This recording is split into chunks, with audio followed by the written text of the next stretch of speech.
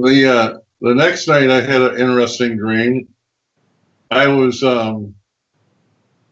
moving my brother Johnny's airplane over to a nearby airport in a town called Crystal Lake, and before I got to the airport, the engine on the aircraft lost power, and I had to land in a public park with baseball fields and soccer fields, and so I never made it to the Crystal Lake Airport.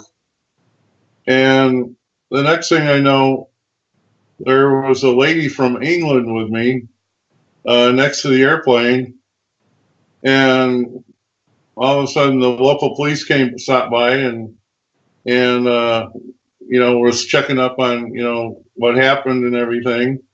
And this lady I didn't know from Adam, or maybe didn't know her from Eve, was there, and the police said that they wanted her to go with them to the police station.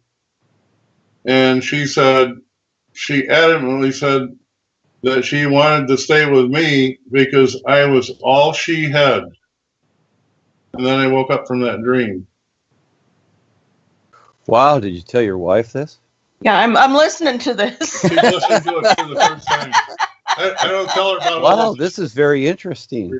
And maybe I'll have a look at his dream book. What's that series on TV, Discussing Housewives or whatever? Anyhow, so yeah. So what is your idea here, Bob? We'd like to hear it. Yeah. Well, I really don't have a. I'm really puzzled by that one, but it seems like I'm important to somebody out there, even people I don't know. That's all I can say. Well, so you've got this gal with you. The plane goes down and the police show up and they want to take her to the police station. And of course she's resistant, right? Well, I don't even remember being in the airplane when I was flying it. Oh, okay. Coming up after I landed, I think. Okay, so now you're changing your story. You hear this? I don't know. I hear this. Yeah. And, I don't know. Now he's changing his story. I never saw this woman. No.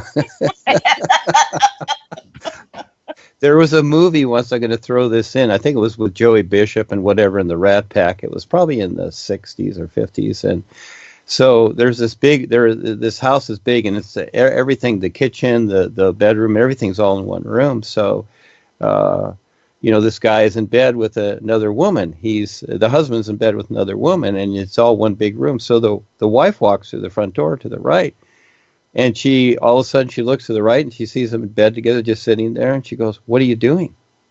And he says, "What do you mean?" And so it goes back and forth. It's like, "What do you mean?" And so he slowly, walks out of bed in his shorts and whatever. He says, "I don't know what you're talking about." She goes, "Well, it's like, she's not really saying it. You're in bed with another woman. She's not really saying it, but she's hinting at it." And finally, she just kind of walks away. I just thought I'd throw that in there. It was an interesting scene. In other words, whatever, Bob. But no, I would say that, it's someone. So again, this English gal from another country, a foreigner or whatever, something foreign. Okay, so that could be Joni. And the police are like the boys. They want to haul her off, but of course, Joni doesn't want to leave. It's like, I like this fella, see, Joni and Harold are still there. They're going to be there around for a long time, and they're going to do funny things. It's like when Ava and I sometimes, I see it, all of a sudden the computer started acting funny or whatever. We're doing certain things, or we're making certain pictures, and all of a sudden, things start to get funny because, this disrupts them. Just like you kids going there to the seminar, they don't like that. So we get these little things here and there. So she could be like a person, like you're driving somewhere and then all of a sudden you see a car that's with the hood up on the road and she's waving you down. It's like, oh, I need help here, but it's a diversion. So there's some hints there. You'll figure it out. Oh, very interesting. Yeah, and then you and your wife can discuss that at length. Yes, and let us know what happens. Yeah. I had another dream that, and this was kind of strange. I dreamed that our physical body has to fit our astral body in order to go to the real side. And in this dream, I was trying to get my fat body into my skinny astral body, and that was almost needed a shoehorn, a couple of pry bars to do it, but, and then I woke up from that dream. Well, that was a simple one. It's going to take a while, isn't it? Probably. Yeah. Yeah, so you're seeing it. Yeah. Well, anyway, I had another dream, a couple of interesting dreams. And I think it all started last night, I guess it was.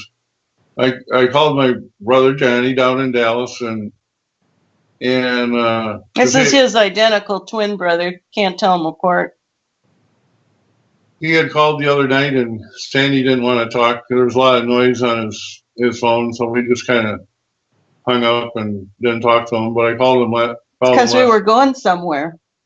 No, we were watching something. Oh. We were watching how wives murder their husbands. Yeah, taken. Okay. She watched a lot of those shows. You learn a lot from those things, don't you? Yeah. Yeah, you do. I think she's got it figured out. I just have to lock my door at night. So. Well, anyway, just kidding. Well, anyway, I called my brother last night and to see what he wanted to talk about, and he said he's been sharing the new you with a bunch of people at work, and he says everybody says he's nuts. Not even the fruitcake. Rebisar is not real. All these real guys are just make believe. Somebody's just telling stories. There's no truth to it whatsoever. And then he says to me, well, he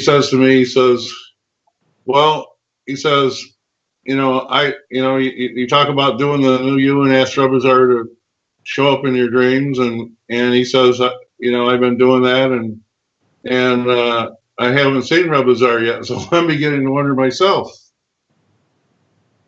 And so I said to him, well, do you sing the new you 15 minutes in the morning and 15 minutes at night every day? And he says, well, no. He says, when I get up in the morning, I'm real busy, and then I have to head off to work, and and I'm on my way, and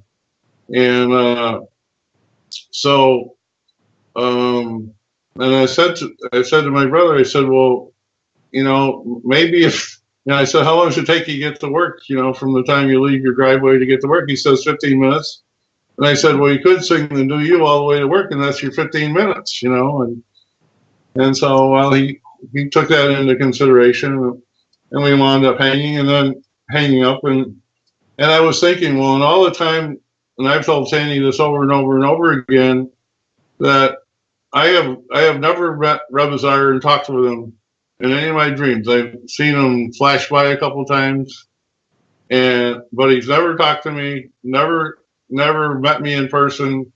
In all these years I was in Eckankar, and since I've been doing the new you, I have never seen Rebisar. He's never appeared to me. So last night, when I went to sleep, I found myself in this huge mountainside monastery. It was like a big monastery, but it wasn't just monks. There were a lot of people, hundreds of people there, different age, a lot of kids. They were teaching classes and all that. And I was with somebody else. I don't remember who I was with. And we were looking, strangely enough, we were looking for Rebisar. And we were walking through this one room, and there was like 30 kids that were like on a stage being taught a bunch of stuff, and we walked right in front of them, disrupting the class, because we were on we were on a mission to find Rebisar, and after we did that, and about 5 minutes after we did that, the local Gestapo of this monastery shows up, and they put us in handcuffs and haul us down into this room somewhere. And I said, "What are you doing this for?" "We're just looking for Rebisar." And I heard he was here in this monastery. And they said, "Well, there is no such person named Rebisar here. There is, I don't know who you're looking for, but we never heard of Rebisar." Well, then I talked to some other people off on the side, and they said, "You ever heard of Rebisar?" He says, "Yeah, he's going under an alias, and his alias name was Murray, something like Mike Murray or something. And he lives over in such and such a place, over, around the corner and up in this other building." So I'm considering all this, and I'm in this big room, and the people that had us in the handcuffs were busy doing something else, and I happened to turn around and see that I was right by an outside door going outside, and it was kind of cold and wintry out, and there was a big cloak hanging up in the corner like a big blanket, and I discovered that the door was open. I grabbed this blanket and wrapped it around my arms, covering up the handcuffs.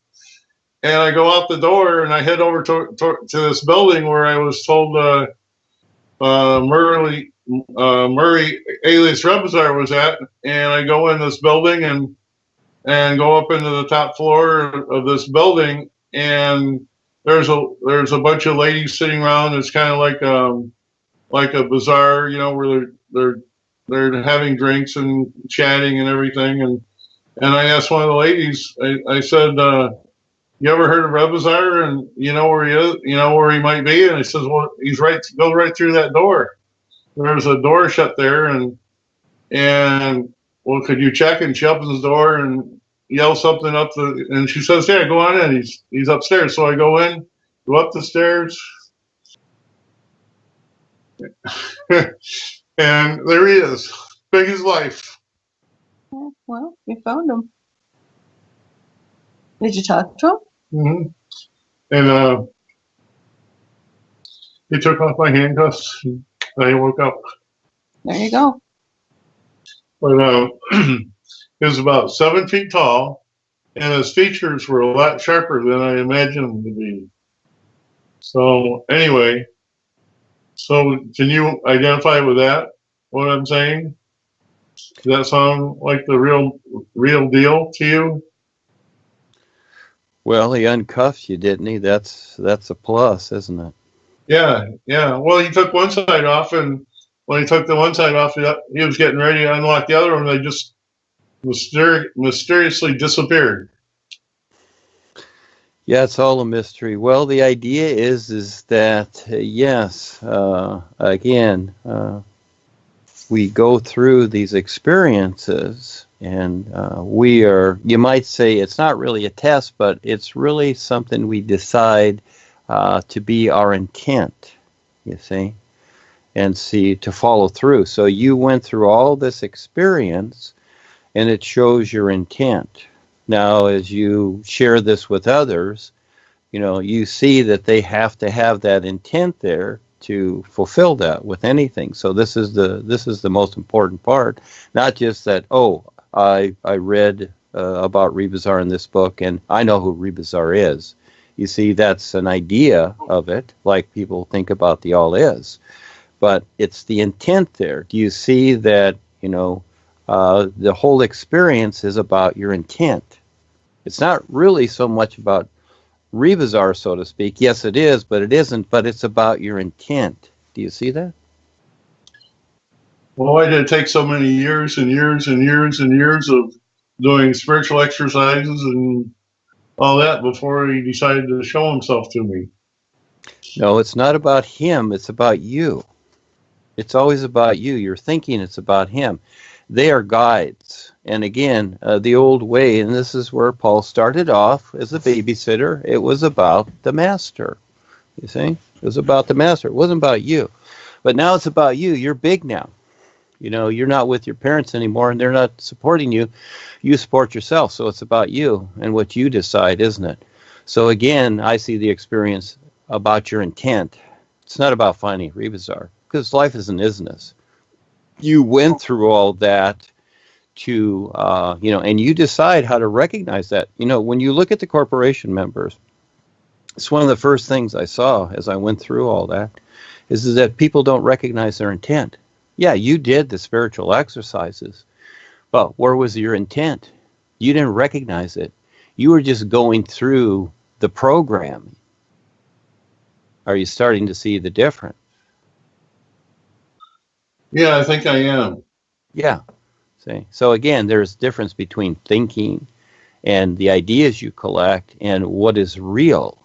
You see? So again, Rebisar and your intent to find Rebisar. See, the reason that the situation was set up like that is simply because for you to demonstrate to yourself what your intent is, and will you follow through. Now, there's more to it, but this is the first step to start to see that. Now, your mind and your personal self looks at the experience. Oh, I'm looking for Rebisar, you see? See, that's the idea. So you went into the monastery first because, see, that's what you thought it always was, the monastery, the little hut in the Himalayas and all that, because these are the stories that you read, right? And just like all the stories that we've all read, we kind of follow the stories, don't we, until we discover there's more.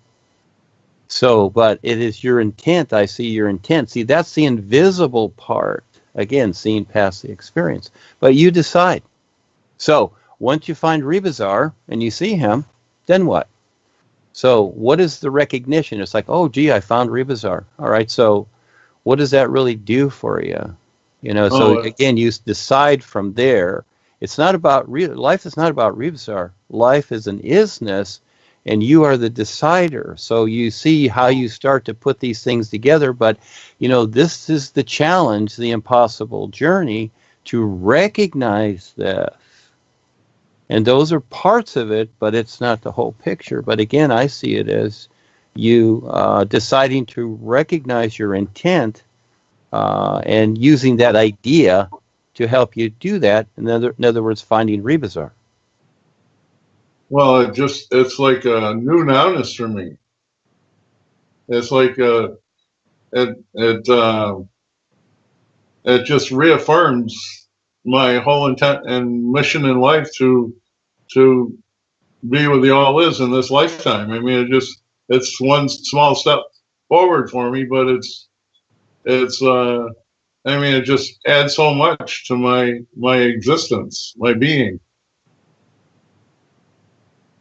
Yeah, and see, most people, they can't see that. That's too much for them. They chase the experience like people chase money, you see. And why do people chase money? Because they think that, as an idea, that if they have a lot of money, they'll have a better life.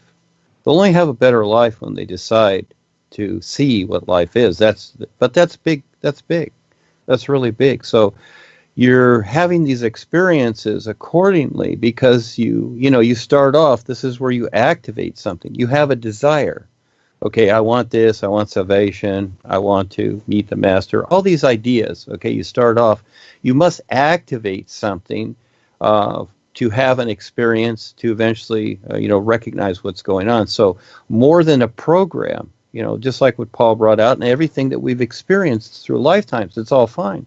But the new Nowness is recognition, putting all this together to recognize what is real, and that becomes the endless journey. And then who will step up and figure this out and in their own way present this, more than just a program. And this is where, as people come into this, they're looking at it and it's like, well, what about this, or where do I join, or whatever. And it's really more than that. You really have to learn to see what we're doing.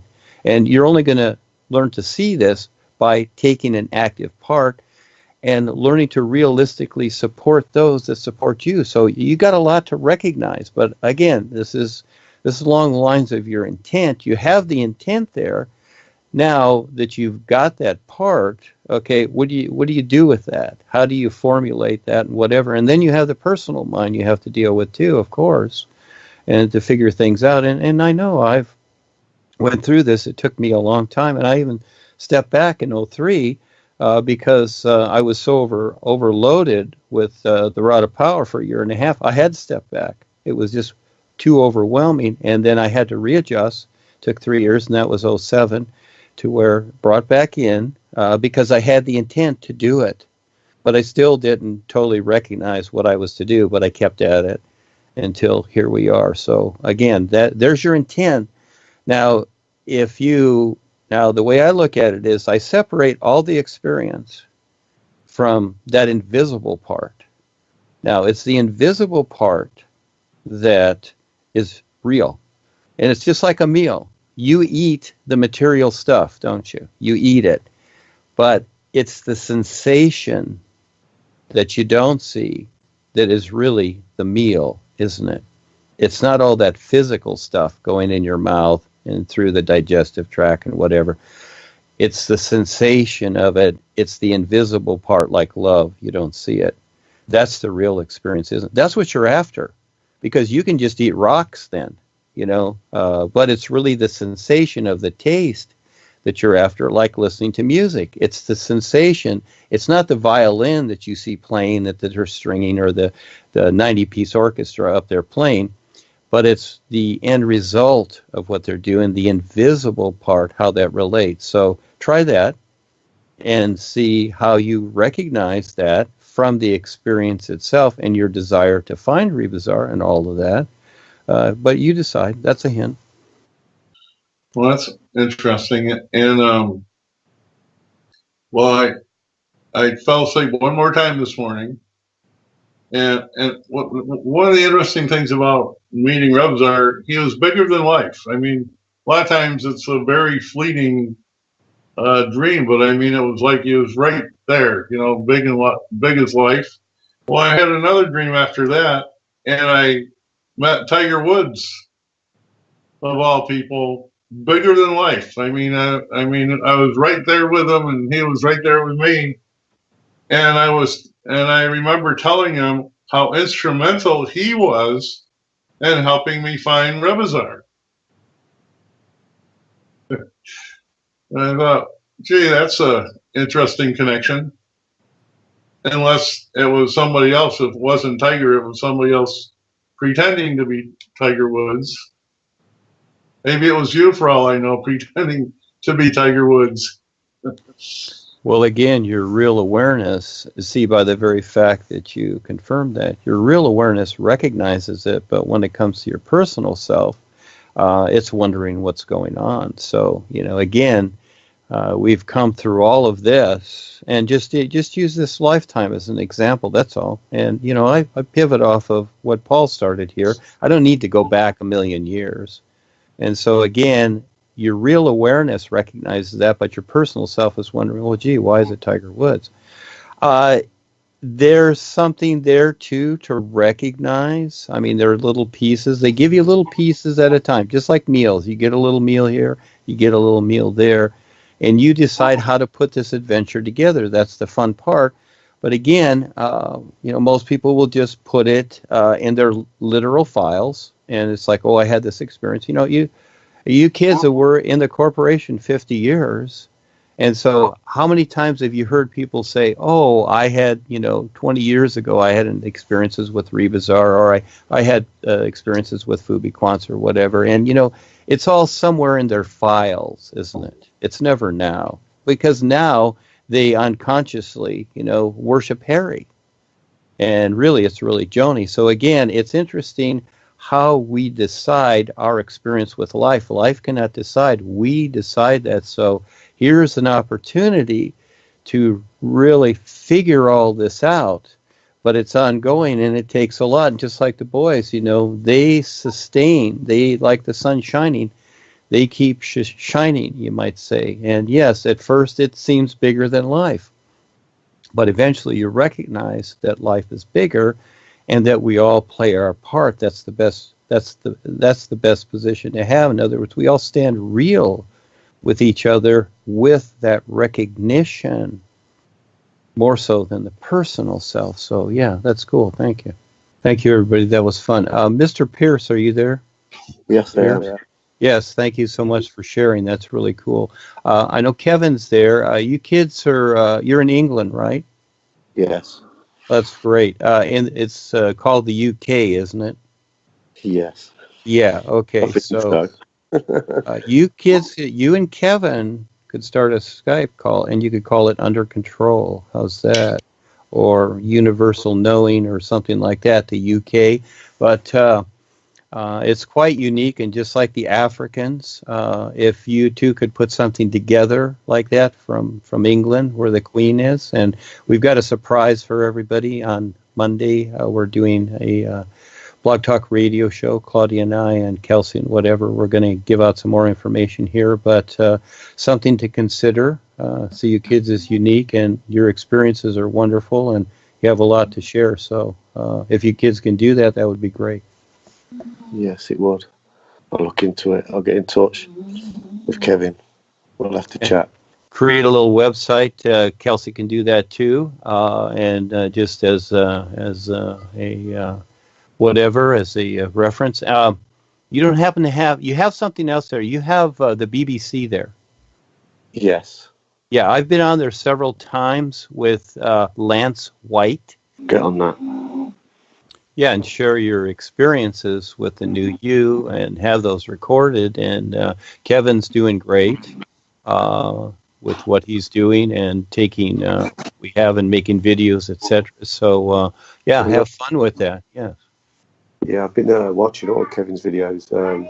Just this weekend, they come on my thread, and I see it, and I've been putting them on my channel. Yeah, they're really good. They've got all these Skype interviews, well, most of them. Yes, and as you set this up, young man, you can invite the Queen. You see, we did several years ago. Some of the people here that are newer, it was probably about 3 years ago. We set up, and Kelsey, you were around. We set up a thing with inviting that Harold and Joni were going to be on our radio show. And so the corporation didn't like that. They sent out a letter saying that you're not to do that. But we set up. Ava and I made a flyer and everything saying that on such and such a date, Joni and Harold are going to come and be on Blog Talk Radio, and they're going to be interviewed by Duane the Great Writer. You see, we set all that up, and but we just did it for the fun of it, without their permission, of course. We had fun with that one. Oh yeah, you can do some fun things. In other words, like anything, expectations. People do it all the time, and so we had fun with that. We did get a response from the corporation, so they see what we're doing. Yeah, they constantly see what we're doing. The world sees us. Everybody is seen, which is okay.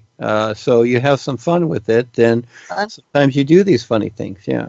Okay, that'll be up and coming. So we'll see what happens here. Again, we each one of us create our adventure and see what happens next. So and then see over here, I've created many things like the Worldwide Educators, Universal Surfers, etc. Because I'm a surfer, and it's the U.S. again, and so I take those and work them around, have fun with all of that, with what we're sharing. So and then you create your position. You kids are in England there, just like Charles is in Africa, and you see what's going on there, and the boys pick you to see, you're given an opportunity here, and what you do with it is up to you. So you can do amazing things and have your experiences. You have those, and how you bring it into this world, because you see the world that's being destroyed very rapidly. I'm in California here, all over. It's all being very rapidly destroyed, and this is just what they do. So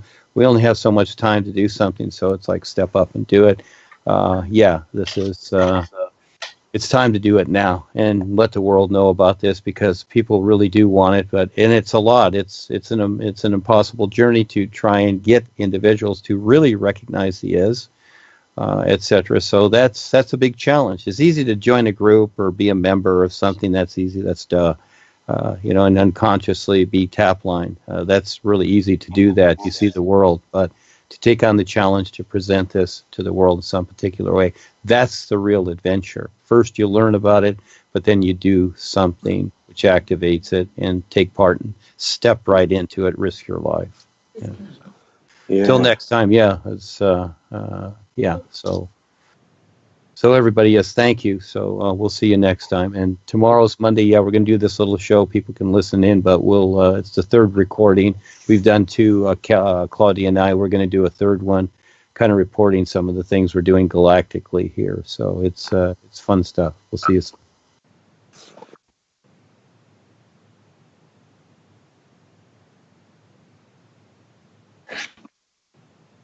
Wow, that's interesting, isn't it? Wow. Oh, okay. Yeah, okay. Well, this is the world. It's coming closer. Bigger challenge, bigger adventure, more to see. Yes, you decide. Okay, we'll see you next time. Thank you. Thank you.